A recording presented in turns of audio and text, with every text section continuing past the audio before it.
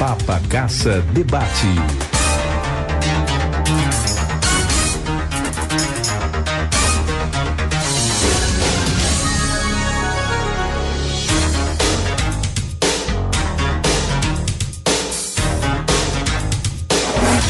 Patrick Oliveira. Vamos lá, agora 11h05, 11h05 aqui no nosso show da manhã, nosso debate. Puxa só os microfones aqui por Obséquio. Isso, pronto. Começando nosso debate dessa terça-feira, hoje dia 12 de abril, ano 2022. Vamos falar sobre um tema importante, que é a saúde mental.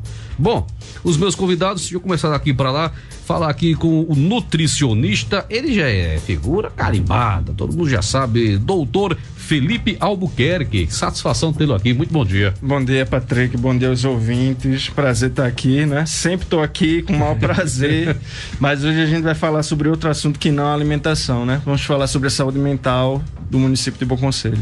Juliana, muito bom dia. Bom dia, Patrick, bom dia, ouvintes, é um prazer estar aqui mais uma vez.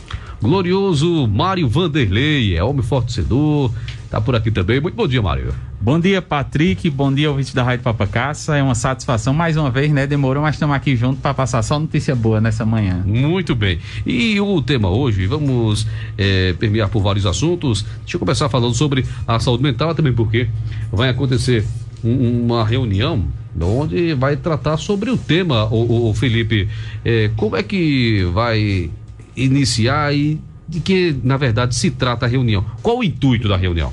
Na verdade, para os ouvintes ficarem assimilar essa informação, é como se fosse uma conferência de saúde, só que é uma conferência de saúde direcionada, no caso, a saúde mental, e a gente vai diminuir aquela pompa toda que geralmente se demanda para a conferência e fazer uma reunião. Convidamos algumas figuras importantes do município e estamos aqui também para convidar todos os ouvintes da Papacaça FM para participar, porque a proposta é, a partir desse encontro, a gente elaborar temas e propostas para a conferência estadual e depois para a conferência nacional, para que isso se transforme em políticas públicas e beneficiar, melhorar a oferta de serviço com relação à saúde mental dentro do município de Bom Conselho. Quer dizer, Juliana, o tema principal é tratar sobre a saúde mental. É por aí o caminho, né? Por aí o caminho. Nossa reunião ampliada, ela tem como tema Política de Saúde Mental como Direito. Bom Conselho pela defesa do cuidado em liberdade rumo a avanços e garantia dos serviços da atenção psicossocial do SUS. Ou seja, melhorar a qualidade do serviço, né, para essa população que necessita tanto, que é a população acometida pelo sofrimento mental. O Mário, tem uma data já prevista para acontecer essa reunião, para falar sobre esse assunto, sobre esse tema, quando vai acontecer? Oi, Patrick, a reunião foi marcada para o dia 22 agora de... Dia 20. Dia 20 de abril. E eu acho, assim, de grande importância esse olhar direcionado para saúde mental, né? É como se fosse um diamante, a gente precisa lapidar e que as pessoas, ela desperte a importância que a saúde mental tem para a sociedade. Então, eu ficaria muito, assim, grato à participação de toda a população, porque é um assunto que nós temos que tratar, né? Tem que ser visto com outro olhar e nada melhor do que essas reuniões ampliadas para cada um trazer sua ideia, o seu anseio do que poderia melhorar, o que poderia mudar. Então, acho uma iniciativa muito importante do Estado, do município, junto com o Conselho de Saúde, que foi uma parceria muito bacana para realmente, pós-pandemia, essa necessidade que está tendo da gente olhar diferenciado e resgatar e mostrar realmente para a população o quanto é valiosa a saúde mental. Você está bem consigo primeiramente, para que você tenha uma qualidade de vida melhor a oferecer para você e para as pessoas que estão ao seu redor. O Mário, o sujeito que diz, não, a saúde mental, você falou que tem que estar bem consigo mesmo, tudo bem, mas em que momento o sujeito não está bem consigo mesmo? Aliás, qual o problema que afeta a mente, o principal, por assim dizer?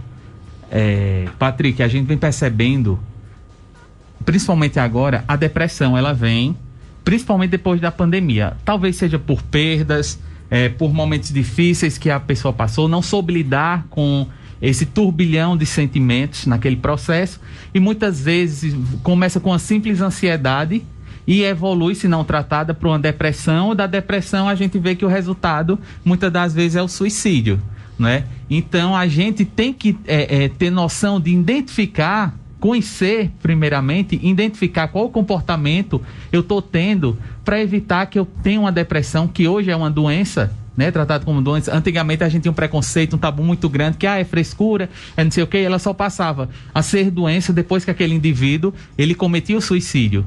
E para a gente evitar isso, o município ele tem que estar fortalecido para mostrar dinâmicas a essa população de como evitar esse processo não evoluir até um suicídio, né? Então a gente bater muito na prevenção, que é a base de tudo é a prevenção. Em vários aspectos medicamentosos, eu vejo aí pessoas que faz uso de clonazepam há 7 anos. Nem efeito mais faz nesse indivíduo, mas psicologicamente ele diz, não, faz efeito. E não faz. Porque colocou na cabeça que aquele remédio que tá... É o efeito placebo que a gente chama. Exato. Então a mesma coisa que ele está usando aquela medicação, ele poderia estar usando a água do pote, né? Como normalmente as pessoas falam no dia a dia. E vai causar o mesmo benefício, porque aí tem aquela fé naquele uso daquela medicação ou em qualquer coisa que seja. Agora é importante, Patrick, a gente abrir a cabeça dos ouvintes, né, da rádio, para entender que quando a gente fala de saúde mental, a gente está falando desde aquela pessoa que começou a apresentar uma crise de ansiedade, um desconforto, que muitas vezes é confundido com um problema cardíaco, um problema de respiração, mas que na verdade é apenas uma crise de ansiedade motivada por algum gatilho emocional, de estresse, de frustração. E essa pessoa ela já entra como uma questão de preocupação para todos os envolvidos, setores da saúde envolvidos na questão de saúde mental. Existe uma confusão e um equívoco muito grande da maioria das pessoas de achar que o material de preocupação dos profissionais que lidam com a saúde mental são aqueles usuários do CAPS ou aquele doidinho do bairro que ninguém leva a sério e que muitas vezes é desrespeitado e tratado muito de forma negligenciada pela comunidade e pela família. E não é assim. Aquele caso é uma situação já, como a gente diria, extremada. O indivíduo que a gente trata na saúde mental envolve também aquelas pessoas que a gente fala como pessoas funcionais, que trabalham, que aparentemente têm relações familiares, relações de trabalho sadias, mas que internamente ela sofre muito de uma fragilidade emocional. Então essa pessoa também entra na questão da saúde mental. Quando, Felipe, Mário e também Juliana, quando o sujeito está com problema mental, tá? A saúde mental não tem, ele sabe que está ruim ou é necessário alguém informado? Você está com um problema, precisa de um especialista. Quais os sintomas? Como é que o sujeito deve identificar? Não, você está com um problema. Ou então ele percebe que está mal? Não, muitas vezes existem várias situações. Existe a pessoa que recusa, ela sente, mas ela recusa. Por uma série de razões, entre elas que Mário acabou de listar. Tabu, preconceito. Então a pessoa está adoecendo emocionalmente, psicologicamente, mas ela se recusa a admitir para não ser vista como a doidinha da família, a doidinha da rua, a doidinha da comunidade. Então ela sabe que precisa, mas não quer buscar essa ajuda por conta dessa série de preconceitos. Mas também tem, né, essa situação que você está falando, que a pessoa não se percebe, né? Porque os sintomas são muitas vezes administrados, entre aspas, e ela acaba sendo uma pessoa funcional. Ela vai, ela trabalha, ela prepara as coisas da casa, ela cuida da casa. Mas você percebe aquela tristeza, aquela melancolia, aquela pessoa que dorme demais, aquela pessoa que se ausenta demais das relações sociais, isso pode ser um indicativo. Aquela pessoa que sempre está verbalizando sentimento de tristeza, de que não tem mais sentido da vida. E muitas vezes, está falando isso só para desabafar, mas como é uma coisa repetitiva, Isso pode ser uma sinalização que a pessoa até está fazendo inconscientemente de que ela está tendo algum problema de fundo emocional. Ô, Juliana, o sujeito que dentro dele, ele diz que a todo tempo está doente. É aquele sujeito que nunca está bom, está sempre doente, está sempre com um problema, nunca está saudável. Isso corresponde também, isso tem a ver com a saúde mental, a mente que está dizendo, você está doente, quando na verdade ele muitas vezes não está, ele está bem, mas a mente está dizendo, não, eu estou doente porque eu estou doente e tal. Isso também é um sinal? É um sinal, Patrick.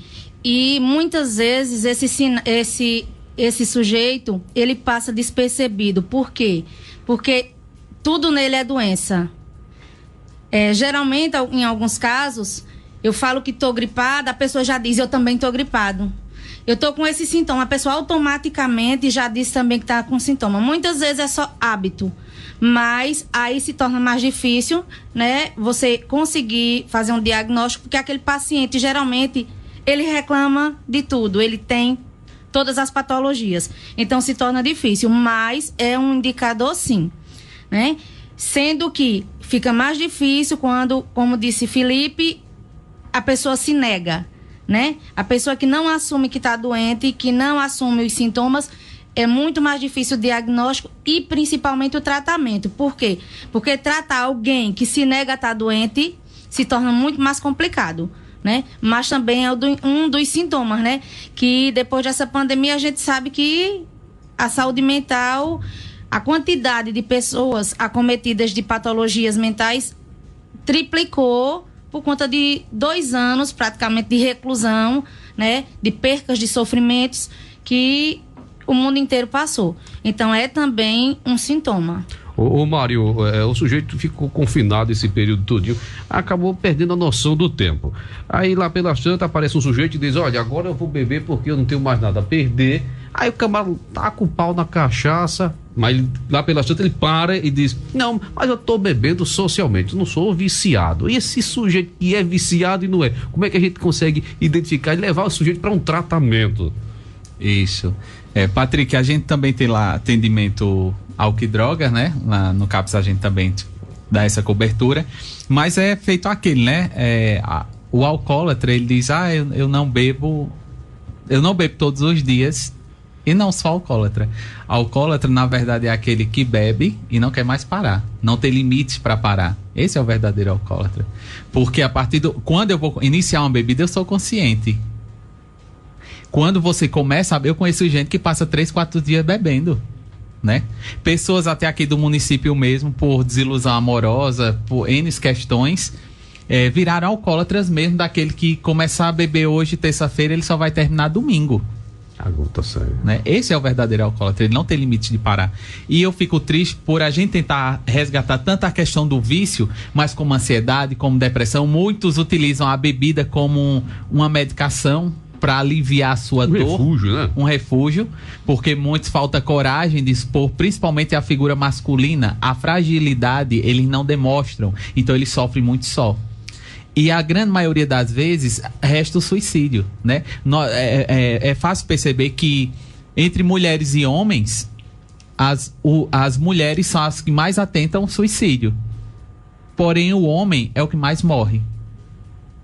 Sabe? A mulher é a que tem a tendência a mais cometer suicídio e o homem tenta, mas em números de morte, na conclusão, o homem é bem maior a taxa de mortalidade, porque eles são extremamente agressivos no ato da morte.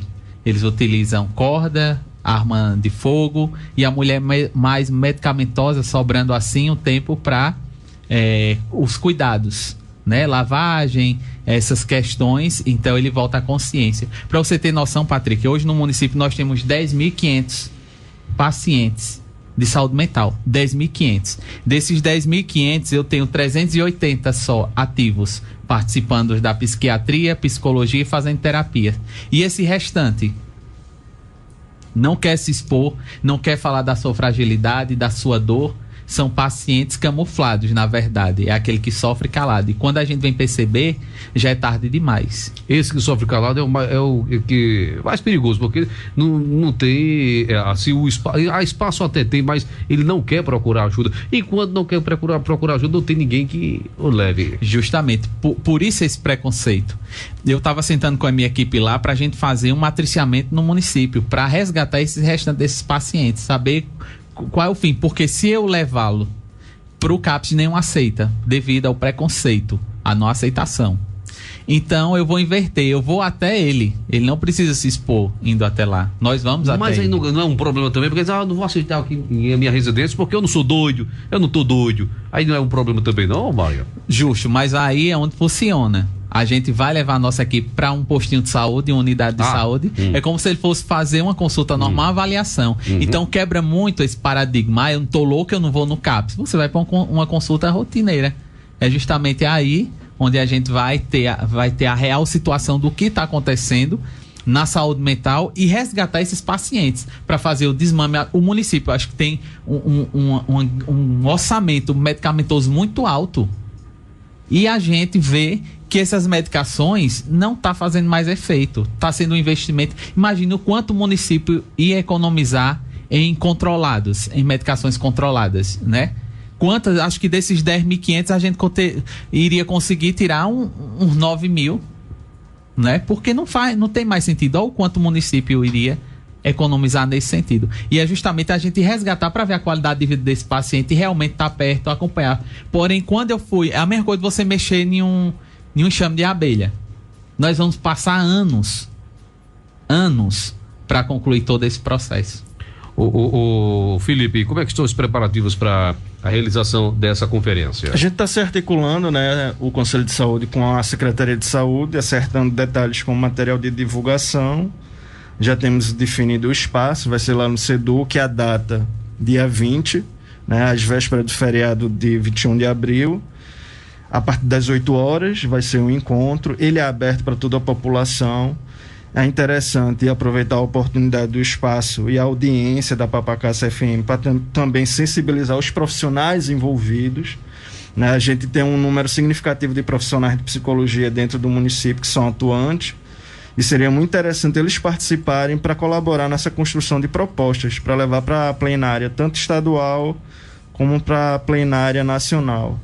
Porque existem vários pontos de vista de como deve discorrer a linha de tratamento para os pacientes. E bato na mesma tecla.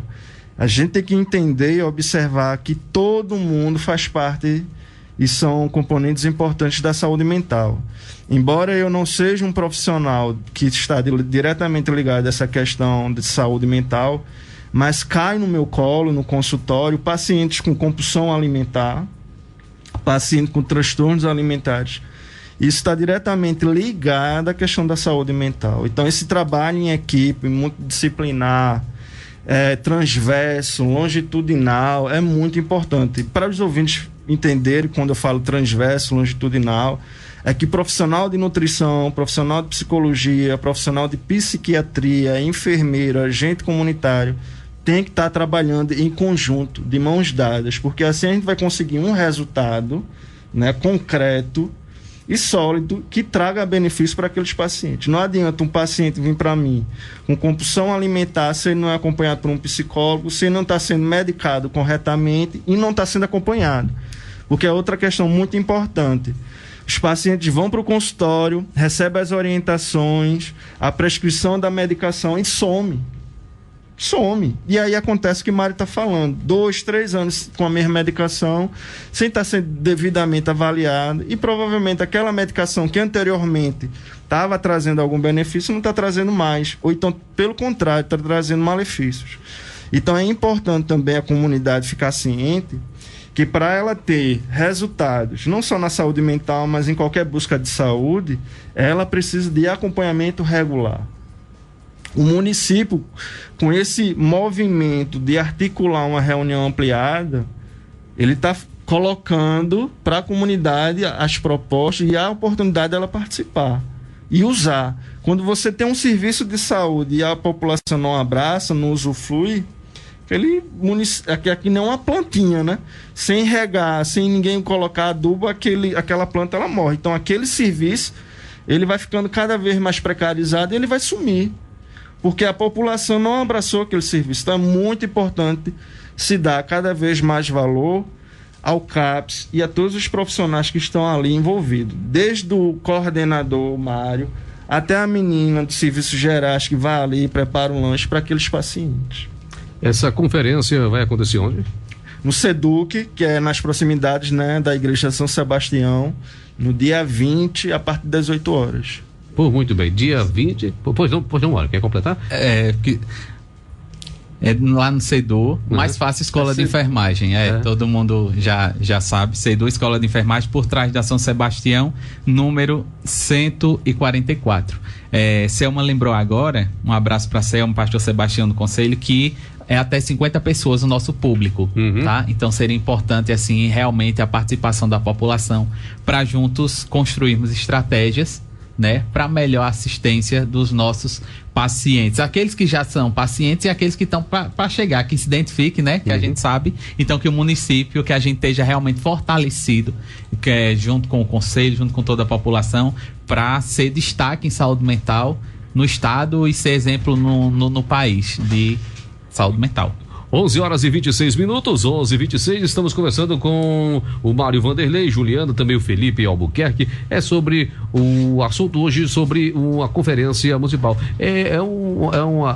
Uma reunião ampliada, falando sobre a saúde mental aqui no nosso município. Vamos aqui pro intervalo, retornaremos daqui a pouquinho. Continue aí, não saia daí, permaneça aí.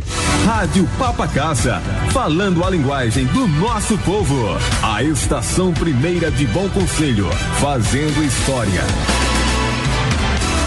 Anuncie no rádio. O rádio está junto ao consumidor na hora da compra. O consumidor passa 17% mais tempo ouvindo rádio que outros meios de comunicação. O rádio é o único veículo que atinge o consumidor em qualquer lugar. O rádio está presente em 99% das residências. Quando você não anuncia, sua marca desaparece e o seu concorrente sai na frente. Apareça, anuncie aqui. Ligue para o nosso departamento comercial 3771-1262 e no endereço eletrônico atendimento papacassa@gmail.com. Para acompanhar as mudanças que o mundo está nos trazendo, você precisa tomar a decisão de cuidar da sua saúde. Você que vive em ritmo acelerado, se alimenta mal, te causando azia, queimação, refluxo, gastrite, úlcera e outros males. Tome o amargo 3 vezes ao dia, sempre depois das refeições. E se você também estiver com gordura no fígado, colesterol, triglicerídeos, açúcar alto e com retenção de líquido, o amargo vai te fazer uma limpeza no organismo, controlando suas taxas. Amargo, nas versões líquido, cápsula e também o amargo berinjela, que além de todos esses benefícios, ainda te ajuda na perda de peso. À venda nas farmácias. Todos os domingos, às 4 da matina, aqui na sua rádio Papacassa, a música do passado, o cantor que deixou saudades e a notícia que lhe interessa. Domingo de recordações, às 4 da matina. De segunda a sexta, estou com vocês aqui na sua Papacassa, com os bastidores da capital do país, o comentário e a interpretação dos fatos do Brasil e do mundo. De Brasília, Alexandre Garcia. Comentário de Alexandre Garcia. Oferecimento: crédito consignado Bradesco. Contrate pelo app em apenas 3 cliques. Olha quem chegou, JBN Renault. Olha quem chegou, JBN Renault. Tecnologia com inovação, muita economia, gente com amor pelo que faz. Chegou a concessionária Renault em Garanhuns, a mais nova concessionária da cidade. Avenida Euclides Dourado, Heliópolis. Fone 87-99949-0010. Venha conhecer. Chegou JBN Renault. Cultura, informações, notícias, entretenimento e muita diversão. Só aqui na Rádio Papacassa, a rádio de Bom Conselho. Papacassa Debate.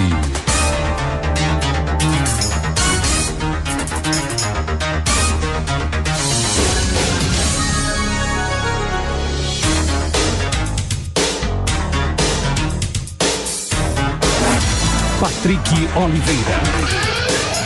Agora são 11 horas e 29 minutos, 11h29, aqui na Papacaça, de volta com Felipe Albuquerque, Mário Vanderlei e Juliana, falando sobre essa reunião ampliada, falando sobre a saúde mental. Inclusive, antes de passarmos para o próximo tema, tem aqui uma participação, a Júlia, que diz: Patrick, bom dia.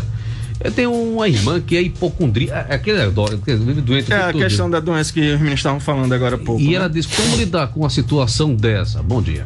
Não, primeira coisa é procurar uma psicoterapia, né? Tentar uma consulta. A gente tem vários profissionais aqui à disposição de psicologia, tanto no ambulatório do hospital com o doutor André, doutor Carlos, doutora Cristina. E temos lá no SEMAS, né? Uma equipe de psicólogos lá. Não vou lembrar o nome dela, por isso que eu não vou arriscar dizer o nome. Mas são pessoas, são ótimos profissionais, jovens, né? Com conteúdo da academia muito fresco na cabeça, então procurar esses serviços de saúde, né? Levar esse familiar para lá para trabalhar essa questão da hipocondria. Aí, Mário, o hipocondríaco é aquele sujeito que nunca tá saudável, ele não tá com a saúde perfeita em momento algum, é sempre doente, é sempre querendo resolver algum problema, mas não consegue, né? Eu conheço inclusive uma criatura, aí o sujeito tá com dor de cabeça, aí passou um dia, quando é no outro dia, o camarada chega e diz: rapaz, eu tô com dor de cabeça. Homem, mas não tá pior que a minha, não. A minha tá em tempo de estourar aqui o miolo. Quer dizer, esse sujeito é complicado, né? Patrick, tinha um paciente que ele dizia que iniciava a dor no sovaco, cutucava no joelho e respondia nos pés. Então, nunca melhora, né? Esses são os que dão mais trabalho. Tá bom todo, mas o psicológico é que tá pesando, e realmente sempre apresenta essas características, então isso é bem típico, né? Lá também temos psicóloga, a doutora Patrícia, que hoje inclusive está atendendo lá jovens, adultos. A gente está tendo uma demanda muito grande agora de jovens, mas estamos aí tratando, e esse conceito da saúde mental, principalmente no CAPS, é uma complexidade que se tem que, para você se tratar realmente, para você ficar bem, você tem que cumprir como se fosse um joguinho, todas as etapas. Passar por avaliação psiquiátrica, passar por avaliação psicológica, fazer as terapias, ter grupo de família, grupo individual, funciona dessa forma. Então esse paciente ele tem que aceitar esse conjunto, diferente de ambulatório, que ele só vai se consulta e vai embora para casa. Aí fica por ele. A gente já dá esse tratamento completo, mas esse paciente ele tem que aceitar o tratamento. As pessoas dizem: fulano surtou, manda pro CAPS. Não funciona desse jeito. As pessoas jogam responsabilidade tão grande em cima da gente e não funciona dessa forma. É bom ter esse esclarecimento para a população que qualquer surtado que acontece, é CAPS. Não funciona dessa forma. A porta de entrada do CAPS é diferente. A gente recebe encaminhamento. Exemplo, do postinho de saúde, a gente recebe encaminhamento deles, a gente leva esse paciente para o CAPS, faz uma entrevista, uma avaliação que a gente chama acolhimento, e vê se esse paciente ele faz perfil do programa do CAPS, né? As pessoas têm que saber essa diferença, porque qualquer coisa que acontece, joga a responsabilidade na gente. E não é bem assim. A complexidade é bem diferente da porta de entrada para esse paciente, né? Foi fechado, como o doutor Felipe falou, que até a gente estava comentando, exemplo, o hospital psiquiátrico, como a Providência, em Garanhuns, né? Que tinha paciente lá de 10, 11 anos internado, depois que fechou, que fez essa reforma matrimonial, pesou muito pro CAPS, porque a responsabilidade toda foi jogada em cima da gente. Exemplo, não só existe um CAPS, existe CAPS 1, CAPS 2, CAPS infantil, CAPS EAD. São vários, e cada desse atende um público específico. O da gente é o CAPS 1. Não podemos abrir o 2 porque o município tem que ter acima de 70 mil habitantes para a gente conseguir implantar. E é justamente essa triagem que a gente faz nesses pacientes, porque a família jogava o paciente na Providência, em Garanhuns, não queria saber, para lá ficava, morria, muitas vezes só chegava a notícia que tinha morrido, não tinha assistência nenhuma. A partir do ponto que essa responsabilidade passou para a família, aí a família quer jogar em cima do CAPS. Por muitos dos casos a gente vê, a família só se aproveita do benefício daquele paciente, nem as medicações compram e joga a responsabilidade em cima do município. E a gente tenta explicar. Eu acho que deveria ter feito humanizar todo o tratamento de hospital psiquiátrico. Porque na minha avaliação, os pacientes estão sofrendo bem mais agora, porque a família não quer ter nenhum tipo de responsabilidade, fica jogado na rua, como a gente vê muitos aí que tem, porque não querem mais isso. Aí vai pra passeata, a luta antimanicomial. Só quem sabe é quem trabalha diretamente com esse público, a falta que faz. Um local específico pra gente tratar, humanizar, na verdade a palavra era humanizar, ter amor por esses pacientes, porque a situação que muitos se encontram hoje é deplorável com o fechamento desses hospitais. Agora fazendo só fazendo contraponto, o advogado do diabo, né, como minha mãe chama, você é sempre do contra. Não, mas é pra gente fomentar a discussão e fazer uma, como é que diria, levantar a discussão para levantar diversas opiniões. A história da luta, né, antimanicomial é justamente porque, embora pudesse buscar essa questão da humanidade, né, da abordagem humanizada dos pacientes internados, o afastamento dele da comunidade, do seio familiar, por mais que seja uma família errática, cheia de problemas, nunca seria o equivalente.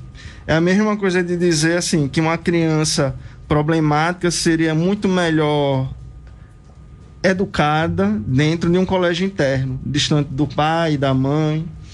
E aí os profissionais, as pessoas envolvidas nessa luta antimanicomial entenderam que, na substituição dessas instituições, a exemplo da Providência, da Tamarineira, veio a opção da casa terapêutica, né? Seria uma residência onde seria colocado um número bem reduzido de pacientes, com um acompanhamento de pessoas qualificadas, capacitadas para ter esse acompanhamento com esses pacientes. Agora, porque infelizmente o Bom Conselho não tem essas casas terapêuticas. E essa reunião que a gente está propondo para o dia 20 é justamente isso. Bom Conselho não tem uma casa terapêutica, seja por qualquer que seja a justificativa. Então, vamos diminuir os critérios, ou vamos tornar os critérios para ter uma casa terapêutica mais simples, para que municípios pequenos, com a população reduzida, feito o Bom Conselho, possa ter. E aí absorver esses pacientes que a família não tem competência, seja porque não tem o desejo, seja porque realmente tem essa falta de habilidade de conduzir o tratamento desse paciente. Felipe, mas esse descredenciamento do SUS com relação ao Hospital de Garanhuns e outros aí que você citou, qual a razão que foi que houve? Qual o problema? Porque entendeu-se que não estava tendo resultado. Os pacientes iam lá para essas instituições e acaba tendo esse papel, como o Mário falou, de depósito de pessoas que não se enquadravam, se jogava lá e tentava o máximo possível tornar essas pessoas verdadeiros zumbis, quer dizer, não dá trabalho, não faz barulho, não agride ninguém, deixa lá, até morrer. E muitas vezes essas pessoas, tendo o devido tratamento, iam se tornar pessoas produtivas e até aptas a retornarem um convívio familiar e social. Então, a partir de estudos científicos e etc, verificou-se que instituições como a Providência Tamarineira não cumpriam o seu papel de reabilitar esses pacientes. Porque a gente tem que entender que a saúde mental, doenças como,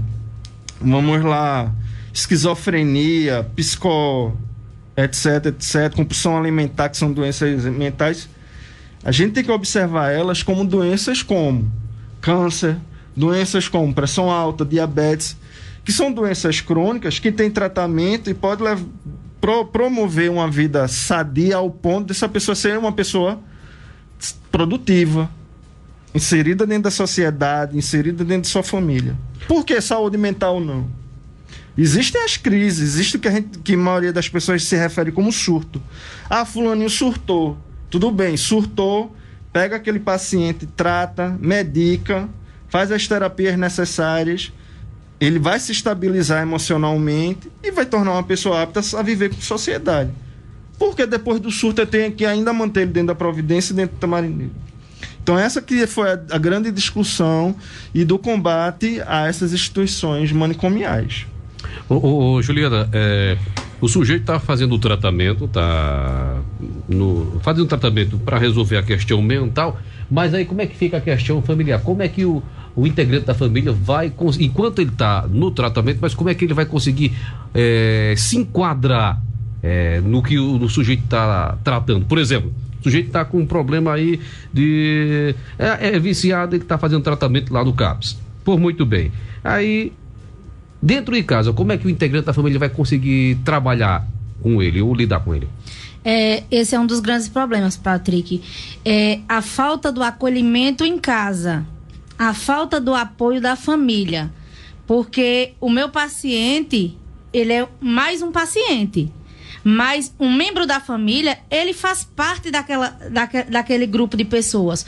Então, se ele não consegue receber essa atenção, um olhar humano, como disse os meninos, dentro de casa, fica muito difícil. Isso torna o tratamento muito complicado. Muitas vezes, o que dificulta o tratamento, a melhora desse paciente, é justamente o ambiente familiar, né?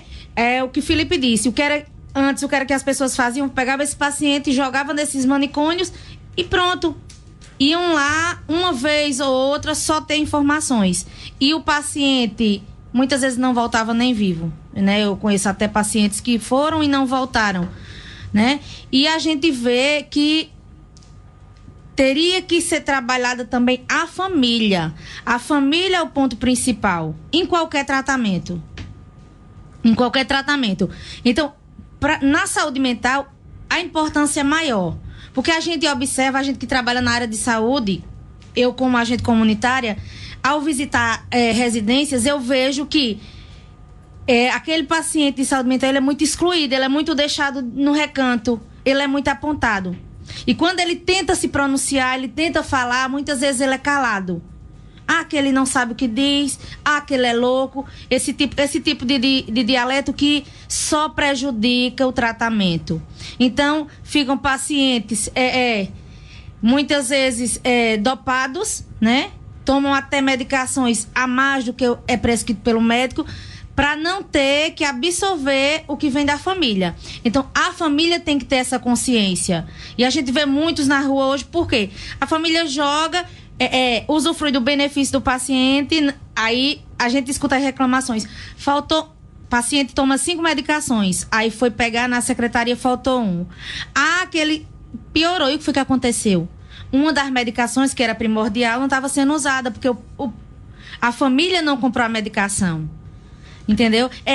A família é o ponto principal, tanto para a evolução, para o bem desse paciente, como para esse paciente definhar e muitas vezes cometer um suicídio ou morrer a alma. Fica aquele paciente só de corpo presente e que o interior dele morreu. Só complementando, só para fechar isso aí. A gente tem que ter consciência que a família faz parte do processo de reabilitação do paciente. E saúde mental, isso é muito mais sensível. E muitas vezes é a própria família responsável pelo adoecimento. Ou a piora, né? Então, aquele indivíduo que ele é alcoólatra, provavelmente ele já deve ter algum pai, algum avô com histórico de abuso de alcoolismo. Paciente que tem problemas psiquiátricos, certamente deve ter algum familiar naquela família que também teve problemas psiquiátricos. Então, a gente tem que entender que o tratamento do paciente de saúde mental não é só medicação, não é só levar para o CAPS. Tem que ter construção ou reconstrução desses laços familiares. E isso é uma das coisas que o serviço de saúde mental tem que ficar atento. Reconstruir esses laços familiares, fortalecer esses laços familiares, né? E assim, fazendo tudo isso, com tudo isso, o paciente ainda pode voltar a adoecer. É a mesma coisa do meu paciente com diabetes, do meu paciente hipertenso. Ele segue a alimentação corretamente, ele toma a medicação no horário correto, as medicações corretas, mas pontualmente, em alguma situação, a diabetes dá o pico glicêmico, a pressão sobe, e ele mas por quê? Aí entra processo de envelhecimento, entra o histórico familiar, genético, tudo isso contribui. Entra também, Felipe e Mário, o sujeito está tomando, como Juliana falou, está tomando o remédio na hora certa, tudo direitinho, faltou um remédio, mas também o integrante da família não contribuiu para que aquele remédio não fizesse tanta falta assim. Quer dizer, a culpa é do médico, do medicamento que ele não tomou. Aí acaba descendo o sarrafo e piorando a situação, né? É isso, Patrick, que eu falo da responsabilidade que a família joga em cima da gente. Se faltou um remédio, ele recebe o benefício para manutenção desse paciente, comprando medicamento do essencial. Aí falta uma medicação, aí a culpa é do CAPS, a culpa é da secretaria, a culpa é... Poxa, a responsabilidade dela tem que ser compartilhada. É tanto, eu vejo a sociedade não está pronta a lidar com pacientes de saúde mental. Não está pronta. Quando se tem um paciente de saúde mental em casa, ele é uma múmia. É mumificado, pronto, tá ali a peça do museu. Não pode nem falar, é pra lá. E todo esse prognóstico que acontece, a culpa é do CAPS, a culpa é nossa. É isso que me dói, ter fechado os hospitais, porque eu tenho uma referência em Alagoas, onde mandamos alguns pacientes para lá, o ITA em Arapiraca, e eles vão assim, extremamente surtados, e voltam regenerados, pronto para a sociedade. Aí a família deixa de cuidar e volta todo o processo novamente. Né? Adoece novamente. Novamente. Por ano, eu tenho um paciente por ano, ele dá entrada e saída lá umas 5, 6 vezes por ano. É tanto que quando mandamos esse paciente para alguma referência de saúde mental, ele tem que ter um tempo, ele não pode voltar antes desse tempo, porque é mandado de lá, tipo, um manual de como tratar esse paciente para que ele não entre surto e retorne novamente.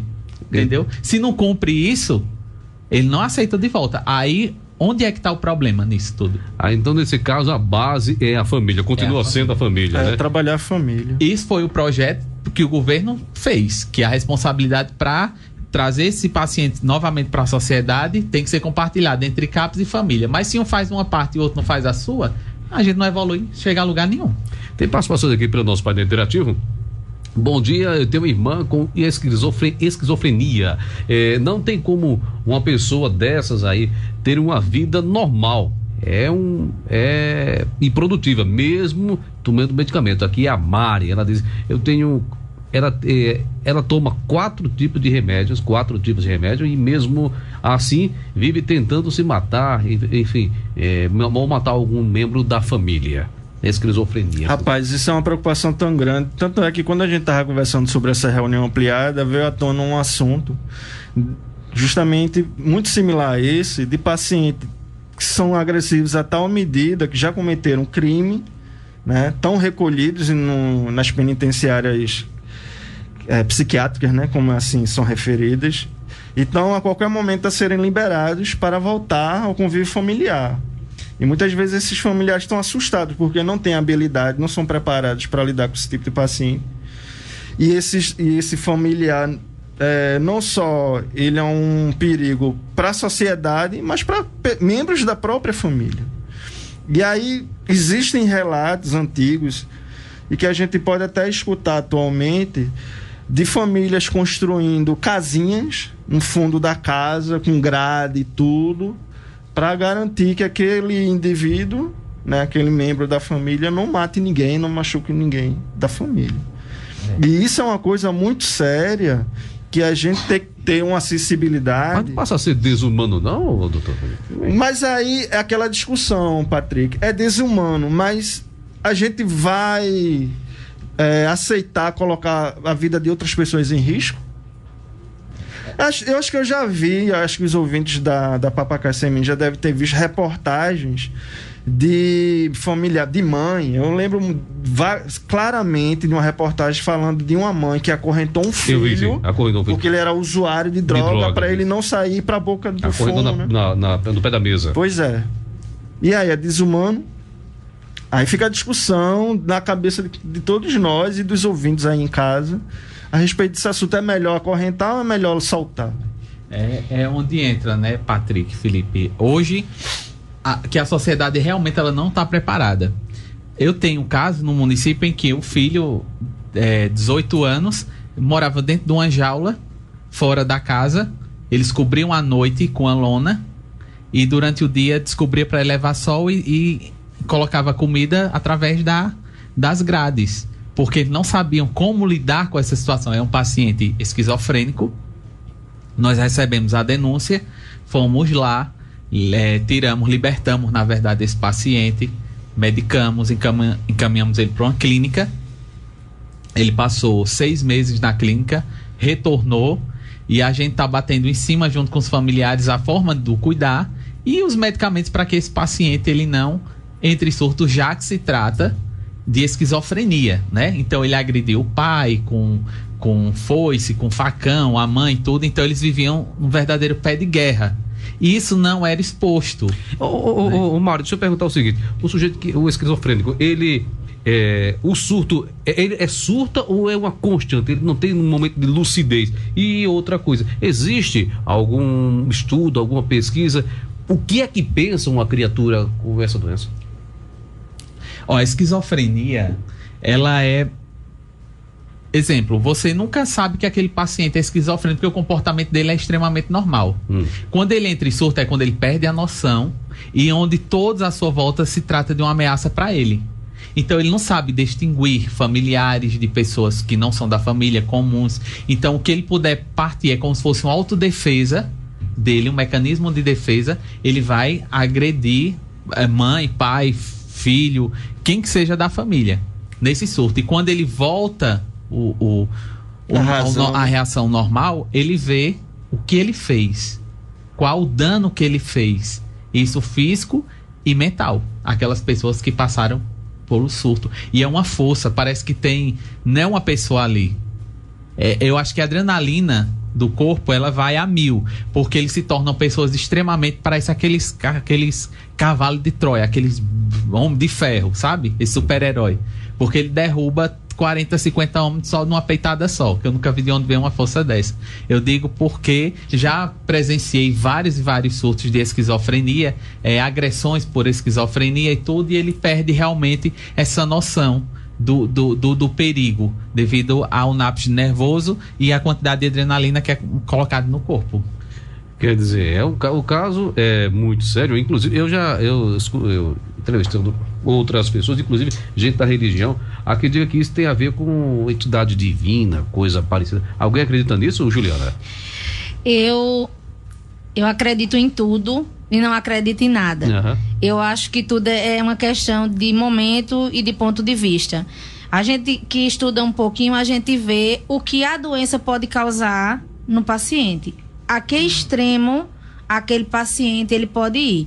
Então, eu não me coloco nem contra nem a favor, né? Cada um tem sua crença, sua religião, respeito todas, mas eu ainda vejo a questão da doença em si. Uhum. E eu acho que um dos grandes, assim, o problema maior é a falta da discussão sobre o assunto. Para você ter uma noção, Patrick, a gente, dentro da idade do Brasil, essa será a 5ª Conferência Nacional de Saúde Mental apenas. Ou seja, a saúde mental, o tratar dela, o falar dela, está engatilhando. Nós vamos ter agora a 4ª Conferência de Saúde Mental. Aí você vê, só 4 vezes o estado de Pernambuco sentou, né, para falar sobre a saúde mental, para ver o que se pode fazer, dialogar e tentar melhorar a vida dessas pessoas, né? Essa reunião ampliada vem num momento muito importante, que há necessidade muito maior de se falar sobre o assunto, e eu espero muito que a gente consiga, né, traçar metas, ver propostas para levar para o estado e principalmente levar para a nacional, porque um dos problemas é a falta de financiamento. A falta de financiamento, ela prejudica muito o trabalho do CAPS, o trabalho das unidades de saúde. Por quê? Porque a demanda é muito grande. Um município como Bom Conselho, a gente não, assim, muitas pessoas não têm a noção da quantidade de pessoas adoecidas tem no nosso município. É enorme. E assim, a gente fala de dados concretos. E aí, nas entrelinhas, E aquele paciente que é acometido, que toma medicação por conta própria, que a gente sabe que ainda tem, né, as máfias por aí que conseguem vender num preço absurdo as medicações. Ou seja, nas entrelinhas a gente consegue, eu acho que duplicar ainda essa quantidade de pacientes e que precisam de ajuda. Tá gritando por socorro e a gente tem que, como cidadãos, tentar buscar a melhoria. Eu bato muito na tecla há anos que eu acho que no Conselho de Saúde eu sou a chata da saúde mental, porque eu estou sempre ali batendo nessa tecla, no cuidado com aquele paciente, porque é muito difícil a vida de cada um deles. E como estão as políticas voltadas para a saúde mental aqui na cidade de Bom Conselho, Dom Felipe? Olha, a gente tem um número significativo, até comento muito isso com os meus colegas de outras cidades, que Bom Conselho é uma cidade diferenciada por ter tanto psicólogo trabalhando no sistema de saúde. Ambulatórios são 3, CEMAIS são 3, fora Patrícia, né? O CAPS. Então, profissional tem um CAPS e tem o CEMAIS, que absorve muito esse público infantil, né? Que faz parte também da saúde mental. E aí a gente está querendo fortalecer esse sistema e ampliar ele. Só que a gente tem uma barreira muito grande, como a Juliana falou, que é a limitação de recursos, por conta da referência que o Ministério da Saúde usa pelo número de habitantes. Então a gente acaba não tendo uma residência terapêutica, a gente acaba não tendo um segundo CAPS, a gente acaba não tendo uma capacitação desse sistema. Porque uma coisa muito importante, que eu sempre falo, que não adianta ter um posto de saúde bonito, cheio de equipamento, com todo o equipo necessário para desenvolver um trabalho, se aquela equipe não está motivada e não está comprometida com o serviço. Então esse profissional precisa ser melhor remunerado, esse profissional precisa ser acolhido também, porque ele adoece emocionalmente e mentalmente. Esse profissional precisa ter capacitação. E tudo isso é custo, tudo isso é dinheiro. Então, não só o município de Bom Conselho, mas os municípios da região, de maneira geral, precisam de um aporte maior para trabalhar esse tema que é saúde mental. Ô Mário Vanderlei, e precisar dos serviços do CAPS, quer dizer, como é que o sujeito deve fazer? Como deve proceder? Aliás, como é que deve levar o paciente? Ou ele pode ir por conta própria? Não, eu estou doente, eu vou lá. Como é que funciona o atendimento lá? Isso, Patrick, é livre demanda, né? O paciente ele pode chegar lá, vai ser acolhido, nós vamos fazer essa triagem desse paciente, fazer esse acolhimento. Também tem um encaminhamento através do hospital, do ambulatório. O hospital, às vezes, esse paciente entra em surto, passa pela emergência, né? O médico vai e faz o encaminhamento para o CAPS. E também nas unidades de saúde. Então, esse paciente pode ir diretamente lá no CAPS ou através das unidades de saúde que a enfermeira ou o médico faz esse encaminhamento. E vale lembrar, Patrick, que poucos municípios têm. O CAPS daqui funciona com 2 médicos psiquiatras, né? Então, toda semana a gente tem atendimento com médico psiquiatra, doutora Tassiana e doutor Hélio de Palmeira. Excelentes profissionais e está dando assim o maior suporte nesses pacientes de saúde mental. Então funciona dessa forma. Lá a gente dispõe também de assistente social, que já vai ver essa questão tanto do paciente quanto da família, de como trabalhar. Nós temos técnicas de enfermagem, entrega de medicamentos, e temos também grupos individuais, terapias em grupos, psicólogo também individual, psicólogo em grupo. Então é uma equipe muito multidisciplinar para atender essa demanda do município, que vem aumentando, e graças a Deus até agora a gente está podendo suprir essa necessidade que nós estamos recebendo, principalmente depois da pandemia, que era algo que a gente já esperava. A gente sabia que depois da pandemia o negócio ia pegar, né?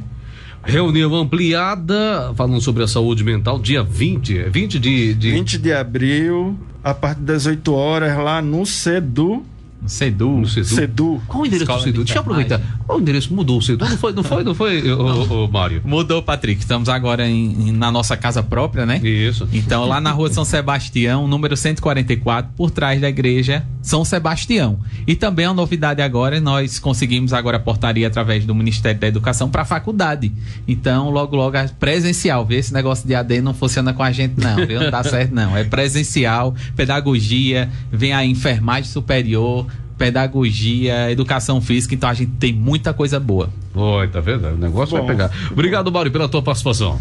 Obrigado, Patrick, obrigado, ouvinte da Rádio Papacassa. Quero mandar um abraço para todos os meus alunos lá da Escola Sedu, para Elba, também uma paciente nossa que estava aqui, Silvia, um beijo no coração, muito obrigado pela oportunidade e até um próximo encontro, Patrick. Valeu, Juliana, obrigado.